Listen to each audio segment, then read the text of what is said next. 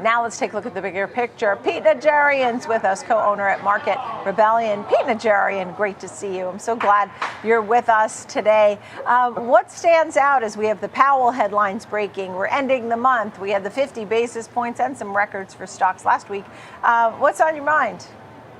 Well, I think when you look at September, you've just got to be shocked at all of the different things that were going on throughout the month. And if you go back 3 weeks ago, we were looking at CPI, then we were looking at PPI, and there was a huge pause in the markets. It seems like the data has truly taken over the trump card, even over earnings. Now, we're a couple of weeks away from getting earnings season getting going again. But if you just go back to that CPI, PPI, obviously we had that huge reversal move after we flipped around.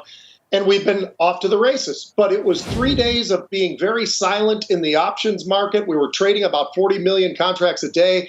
We actually averaged so far about 48 million per day for the year and for September. And it was interesting to watch because suddenly after the 40 million and everybody all of a sudden got CPI, PPI in front of them, the volume came right back. And people got very excited again, and that lifted up the markets once again. But then the next week, it was about the Fed. And then the next week, there's always something about the next week. And we've been very much on pause for a while. The first couple of days, and as a matter of fact, today's a great example of that. It seems a little bit quiet out there right now. It's the end of September. It's been a pretty amazing September, especially when you look across and you see where the different lifts were coming from. Obviously, the Chinese cutting rates, that was another piece of the puzzle. And it just seems like there's some sort of a category that's going to be very macro. And we used to look past that a little bit. We're no longer doing that. That is front and center. And then, of course, anytime you hear Powell talking like we're talking about now, that is something that's going to be very market moving. Yeah, without a doubt. I mean, when you go back to August, on August 5th, we had the Dow down over 1,000 points. I mean, you know, the question was there further to go to the downside? But people stepped in and bought, even though there wasn't clear capitulation, there wasn't clear panic or heavy volume. People stepped in and bought. And is that your feeling that each time we pull back, people will step in and buy? Would you buy the dips? It sure seems like that. Yeah, I think that is the trend. I mean, we've been watching this, as you pointed out. I mean, August 5th is a great one to go back to. You can even go back into September where we had that big flip around as well. And then suddenly we started lurching back up to the upside.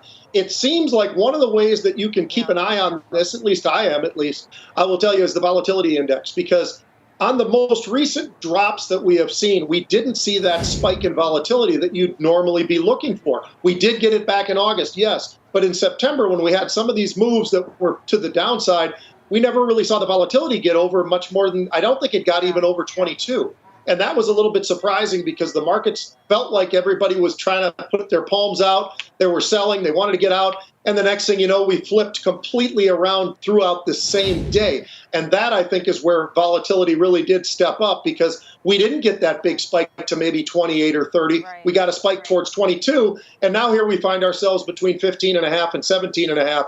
That's kind of the new range. And it's something where people feel certain comfort, it seems. Yeah, understood.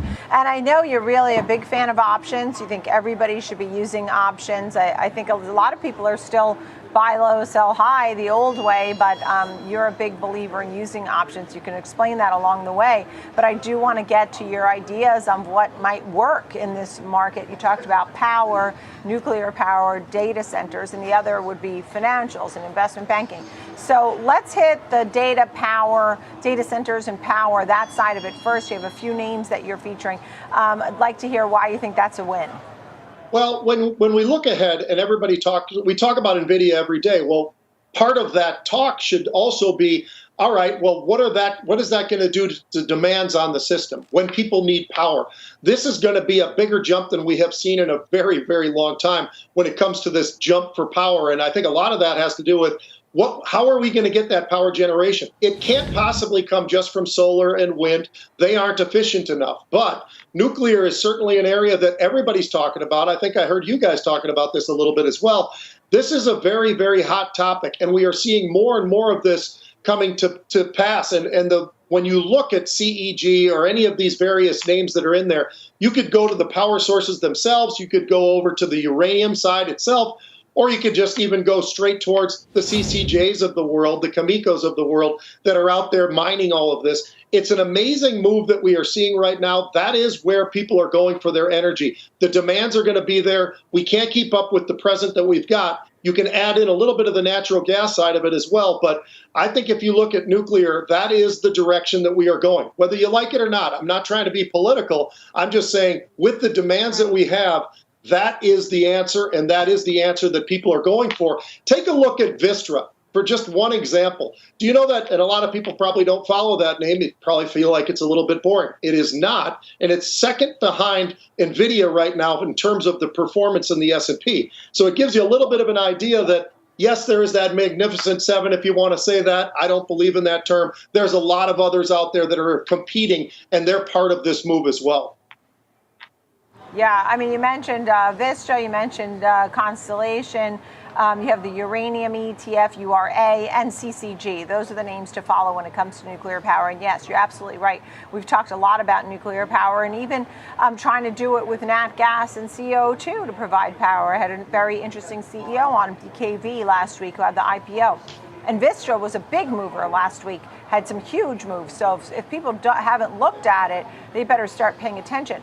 How about financials? Pete, I mean, this is something that you're also keeping an eye on. Investment banking, is that going to work better going forward? I think so. We had a great first half of the year. Investment banking was really what helped carry a lot of these various financials to the upside. You look at somebody like Goldman Sachs and Morgan Stanley, Bank of America, Citigroup, you can go through down the list.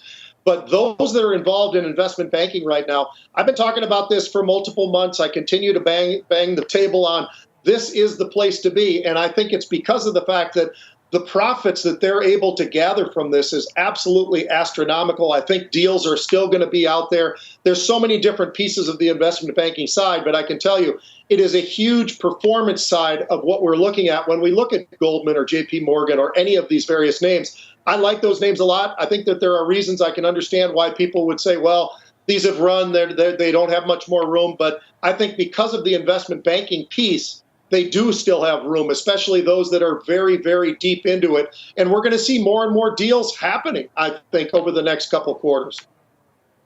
Yeah. Are you worried, just quickly, we're out of time, but the port strike potentially for the East Coast and the Gulf, could this be monumental, or you think it's just going to be quick and done, or what?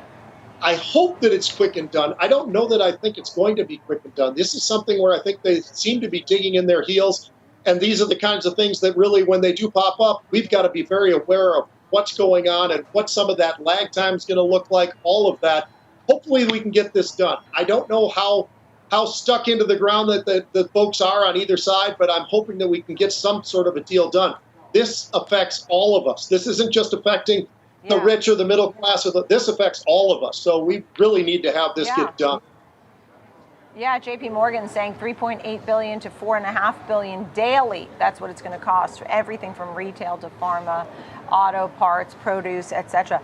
Pete Najarian, thank you. We'll keep an eye on that story. And also Powell, who's speaking throughout this hour. Thank you. Pete Najarian, great to see you from Market Rebellion.